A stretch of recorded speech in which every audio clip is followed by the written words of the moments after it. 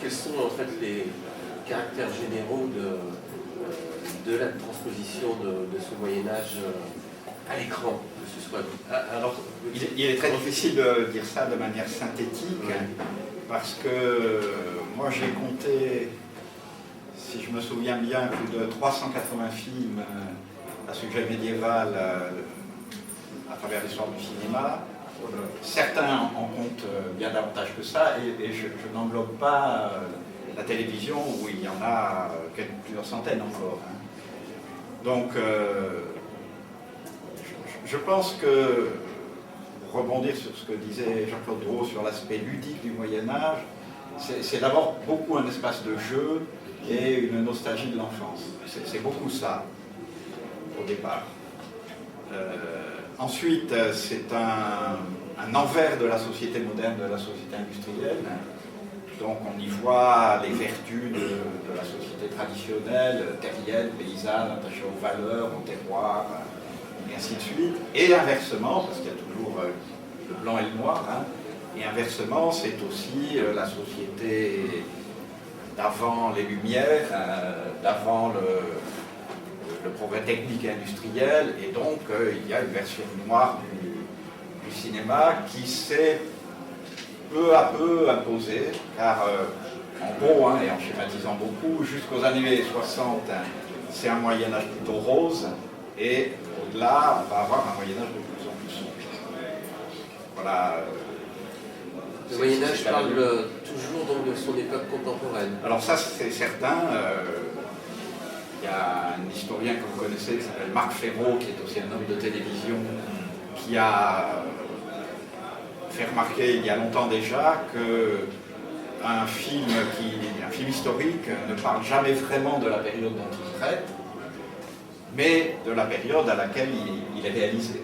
Et par exemple, il dit Alexandre Nevsky est un merveilleux témoignage sur la Russie de l'époque stalinienne, tout comme Robin des Bois, le héros qui m'a beaucoup occupé. Le film de Michael Curtis avec Errol Flynn est un film rooseveltien pour des raisons qu'on pourrait développer. C'est un film entièrement rooseveltien.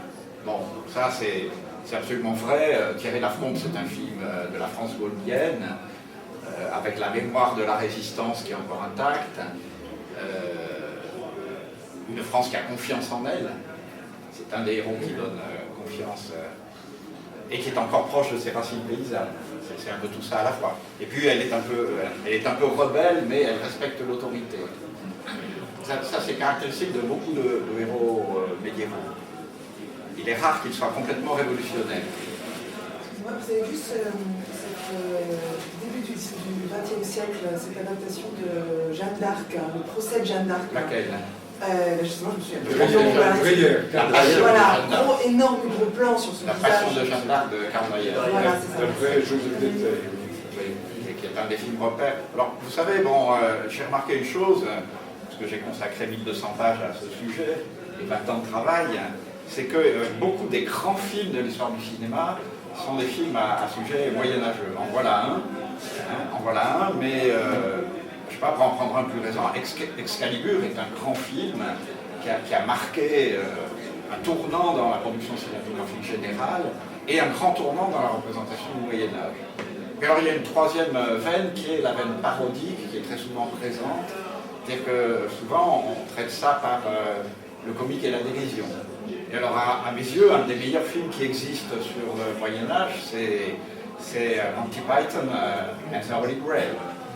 Je trouve que, et les historiens le disent d'ailleurs, que c'est une représentation totalement crédible, parce que c'est de la fantaisie, mais il y passe des choses vraies. Vous avez souligné que par exemple le cadre historique est respecté.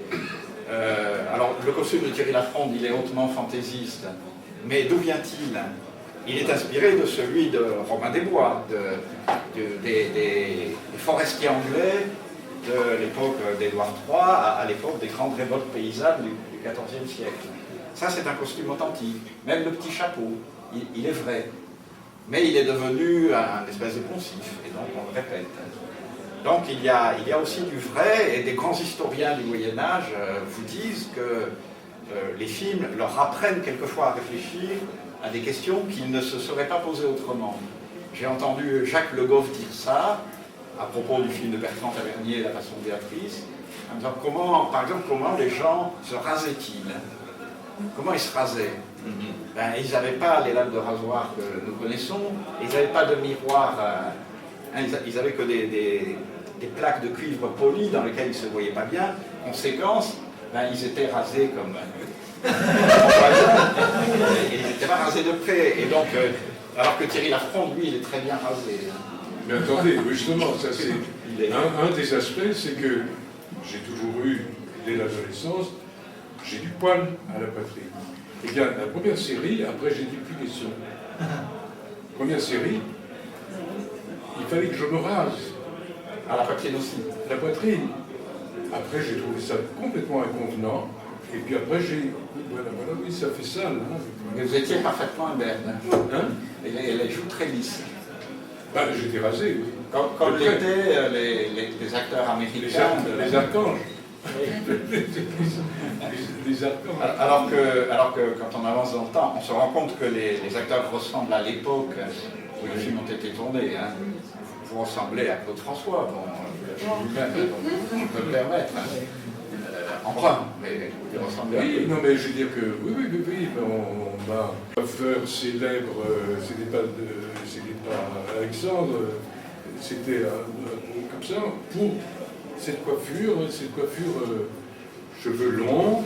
D'ailleurs, à l'époque, je me souviens que les lycéennes trouvaient que c'était des cheveux longs, on ne sait pas bien. C'était pas bien. Bon, il y avait un côté, oui, féminin, comme ça, il y avait un côté... Après, je me suis rebellé un peu, j'ai cassé un peu ça, j'ai un peu virilisé, virilisé. C'est la chose la plus étrange, et un peu suspecte évidemment, c'est qu'il y a quelques années, une interview à Radio Notre-Dame. Ce qui est intéressant, c'est évidemment le contexte de Radio Notre-Dame, et où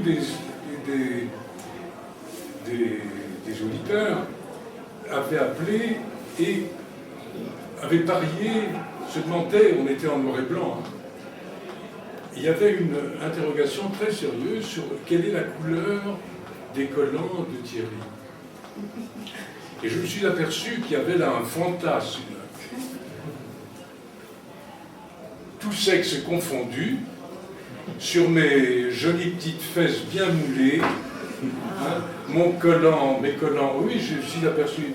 Oui, mais tu vois, tu es... Moi, on me disait ton collant, il code, Michu. Fais attention, ton collant code, Michu. Je sais pas ce que vous voulez dire. Voilà. Tu sais, le tyroliste avec ses cuisses de grenouille, il avait les... Oui, il y avait le collant qui dégoulinait. Puisque nous parlons de nos collants, nous tournions donc en forêt de Rambouillet, et là, toute la nuit, restait la voiture qui nous servait de maquillage, une grande caravane, et les collants restaient, nos vêtements restaient, et la pluie tombait la nuit, etc. Et j'ai souvenir, quand on enfilait tout ça à 8 h du matin, c'était fort humide. Vous vous souvenez de ça? Tout ça. Mais oui, Robert. Les collants, les vêtements, mais oui, Robert. Mais tu n'aurais pas dû nous rappeler ça.